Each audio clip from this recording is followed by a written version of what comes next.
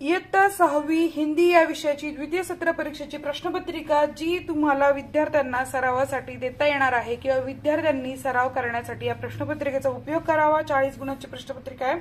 पहिला प्रश्न आहे, रिक्त स्थानों की पूर्ती करो। याच्यामध्ये तुम्हाला रिकाम्या जागा लिहायच्या, फक्त रिकाम्या जागा लिहू नका, पूर्ण वाक्य त्याचं उत्तर लिहा म्हणजे तुम्हाला पूर्ण गुण मिळतील। 4 गुणांसाठी प्रश्न आहे।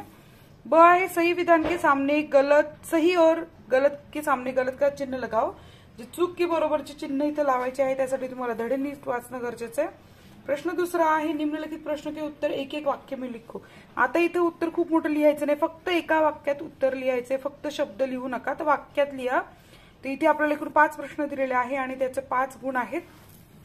ब आहे, निम्नलिखित प्रश्नों के उत्तर 2-3 वाक्यों में लिखो। तर इथे तुम्हाला जेवढी जागा दिलेली आहे त्यामध्ये उत्तर लिहा। सिर्फ 6 गुणांसाठी प्रश्न आहे, डाकघर का अपने शब्द में वर्णन करो। प्रश्न तीसरा, लोहे से क्या क्या बनता है और लोहे के ऊपर किसकी रक्षा का भार है। सर्दी से बचने के लिए क्या करना चाहिए, भारत की विशेषता अपने वाक्य में लिखो।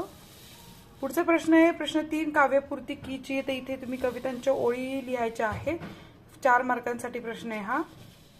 पुढचा प्रश्न आहे, निम्नलिखित वाक्य किसने किससे कहा, कोण कोणाला म्हणालं ते लिहायचं आहे। यासाठी 3 गुण आहे, 3 प्रश्न आहे।